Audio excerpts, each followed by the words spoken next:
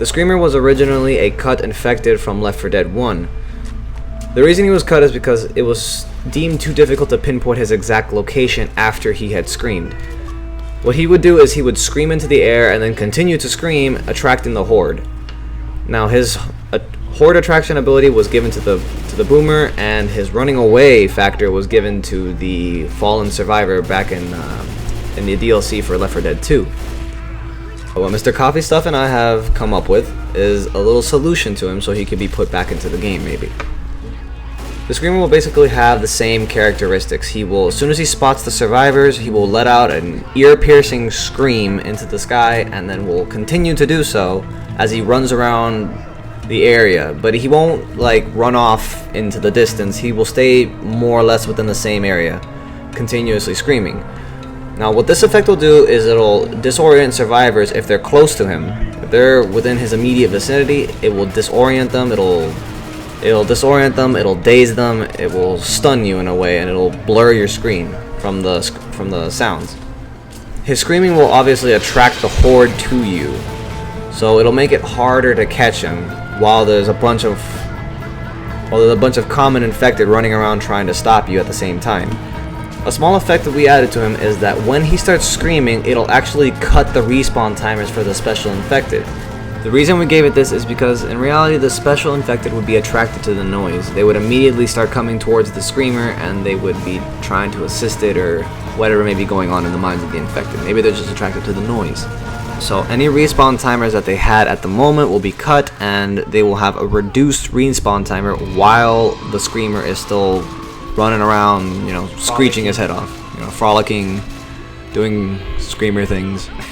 We thought that this concept had a lot of potential, and discarding it or scrapping it would just be a waste. We think that the Screamer will be a great addition to the infected cast, a mental institution patient bound in a straitjacket. I mean, the straitjacket sold me already. And the only special thing it knows how to do is to scream, and when it does, you and your buddies will be plunged into a predicament. The Screamer is known to be the most unpredictable of the infected cast due to his erratic and volatile actions, movements, and behavior.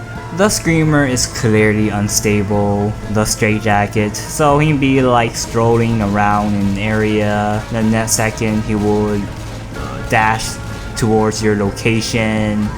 Subsequently, he would turn around and remain idle for 10 seconds.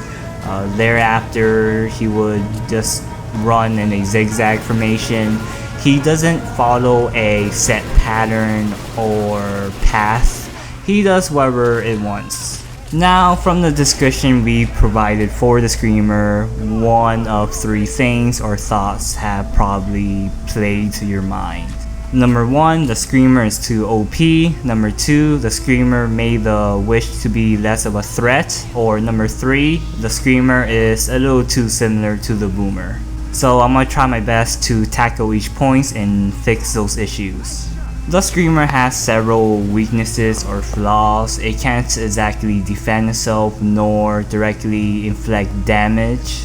Number 2, it takes time for the Screamer to actually scream. He won't immediately be triggered or be furious after he spots a survivor unless that survivor is still in his line of sight for a short period. If the Screamer sees you, all you have to do is hide or stay out of sight. Really simple. If the Screamer is provoked, he won't instantly scream. It will take 5 seconds more or less. He has to build up that scream, so that should be adequate time for you and your buddies to kill him or at least critically injure him. The Screamer's running or movement speed is pretty average, so you and your buddies should have no problem catching up to him or staying away from him, well, depending on the situation, and not accounting his crazy nature. The Screamer's awareness is pretty weak, so you can sneak past by him if he's not looking at that direction, and he can't see things from afar. He can only spot things in his proximity. The screamer is kind of like a rolling crescendo event, is when you have to go from point A to point B to turn off or disable a device, except this time the device is on the move and you have to kill it to stop the horde from spawning. Of course, this is optional as long as the screamer doesn't get triggered. Now what the screamer will do in our minds is he will have the same effect where he